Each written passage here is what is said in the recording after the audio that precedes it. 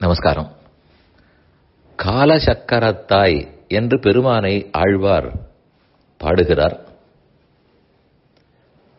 காலம் என்பது சக்கரம் போல் சுழன்று கொண்டே இருக்கும். பகவான் கையில் சக்கராயுதத்தை பற்றி இருக்கிறார். சக்கரம் சுதர்சன ஆழ்வார். அவரும் வட்ட வடிவத்தில் உள்ளார். ஒரு நாள் பிறக்குமானால் காலை 6 மணி, மாலை 6 மணி, மறுநாள் காலை 6 மணி, மறுபடியும் அதே திங்கட்கிழமை, செவ்வாய்க்கிழமை, புதன்கிழமை, மாதங்களும் அதே மாதங்கள். இவை எல்லாமே சுழற்சி முறையில் தானே வருகின்றன.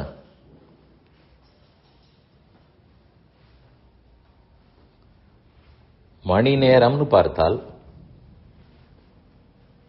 6 மணி, 7 மணி, 8 மணி, மாலை 6 மணி, மறுபடியும் 7 மணி, 8 மணி, மறுநாள் காலையில் 6 மணி, 7 மணி. மணியும் சுழல்கிறது, நாள் சுழல்கிறது, மாதம் சுழல்கிறது. தமிழ் வருஷ பெயர் படி பார்த்தால் 60 ஆண்டுகளுக்கு ஒரு முறை சுழலும். அதே பெயர்கள் திரும்ப வரும். நாம் காலத்தின் வசம் இருக்கிறோமா? காலம் நம் வசத்தில் இருக்கிறதா? நம்மால் காலத்தை கட்டுப்படுத்த இயலாது. அவ்வளவு ஏன், அதுதான் நம்மை எல்லா வகையிலும் கட்டுப்படுத்துகிறது. உண்மையில் அதற்கு ஞானம் கிடையாது. நம்மை கட்டுப்படுத்த கூடாது, இயலாது. ஆனாலும் கட்டுப்படுத்துகிறதே. பேசத் தொடங்கினால் இத்தனை நிமிஷம் பேசலாம். வேலைக்கு போனால் இத்தனை மணிக்கு திரும்பி வந்து விடுவோம். மணி இவ்வளவு ஆகிவிட்டதென்றால் சூரியன் அஸ்தமித்து விடுவார். இத்தனை வயசாகிவிட்டால் பள்ளிக்கூடத்தில் சேர்க்கலாம். இத்தனை வயதானால் வாக்களிக்கலாம், கல்யாணம் பண்ணிக்கொள்ளலாம். இத்தனை வயதானால் ஓய்வு பெற வேண்டும். எல்லாமே காலம்தான் நிர்ணயிக்கிறது. அப்ப நாம் தான் அதன் வசத்தில் இருக்கிறோம். அதற்கு ஒரு பெயர் வைக்கிறோம், ஒரு எண்ணிக்கை வைக்கிறோம். இந்த காலம் சுழன்று வருகிறதே, அது கண்டு நாம் சந்தோஷப்பட வேண்டுமா, கவலைப்பட வேண்டுமா?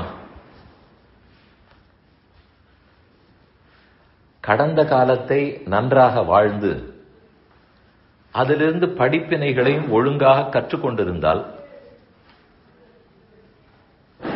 காலம் சுழல்வதை நினைத்து மகிழலாம், கவலைப்பட தேவையில்லை. ஆனால் அதே காலத்தை பயனற்ற வகையில் கழித்திருந்தோமானால் கவலைதான் பட வேண்டும்.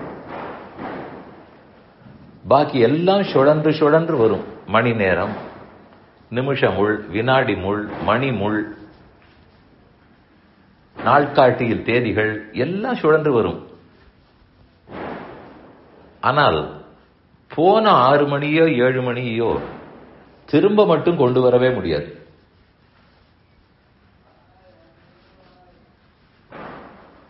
கடிகாரத்தில் வேண்டுமானால் முள்ளை திருப்பி வைக்கலாம். அதற்காக என் உடம்பில் ஏறின வயது இறங்காது. போன ஆண்டு எனக்கு இந்த வயது என்னால் இந்த ஆண்டு அடுத்த வயதுதான்.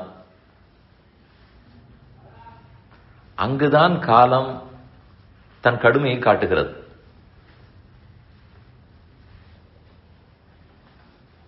நமக்கு வேண்டுமோ வேண்டாமோ நம் வயது ஏறித்தான் தீரும். அதனால் அதை சற்று சாமர்த்தியமாக எதிர்கொண்டோமானால் ஒரே வழி, கவலைப்படாமல் இருக்க வேண்டும். எது நினைத்து? இந்த காலத்தை வீணே போக்கி விட்டோமே, இந்த கவலை மட்டும் படாமல் இருக்க வேண்டும். அதற்கு வீணாக போக்காமல் இருக்க வேண்டும். போய காலங்கள், போகு காலங்கள், போகின்ற காலங்கள் என்று ஆழ்வார் முக்காலத்தையும் பாடினார். கடந்த காலம், நிகழ்காலம், வருங்காலம். இதில் ஆச்சரியம், இந்த 3 காலங்களுமே ஒரு வேடிக்கை. கடந்த காலத்தோடு ஒப்பிட்டு பார்த்தால் நிகழ்காலமே அதற்கு வருங்காலம் தானே. வருங்காலத்தோடு ஒப்பிட்டு பார்த்தால் நிகழ்காலம் அதற்கு இறந்த காலம் தானே. இதற்கு மேல் என்ன இறந்த காலம் நிகழ்காலம்? அதனால் இந்த குழப்பம் நமக்கு தீராது. இதற்கு ஒரே வழி, காலத்தை வீணே போக்கவில்லை.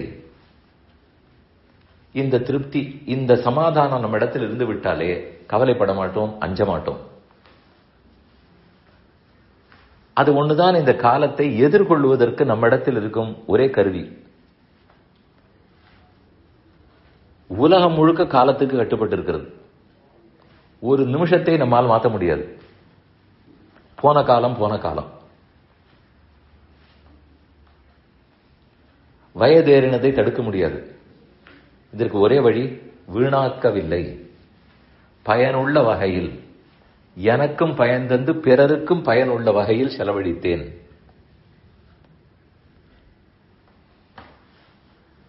பெருமானுக்கு தொண்டு செய்தேன், அடியார்களுக்கு தொண்டு செய்தேன், பக்தி வளர்த்தேன், ஞானத்தை வளர்த்துக் கொண்டேன், நல்ல பண்புகளை வளர்த்தேன். இந்த திருப்தி ஏற்பட்டு விடுமானால் எத்தனை காலம் போனாலும் கவலைப்பட தேவையில்லை. வயதேறினாலும் வயதேறி விட்டதேன்னு பயப்பட வேண்டிய தேவையும் இல்லை. இந்த உறுதி எடுத்துக்கொள்வோம்.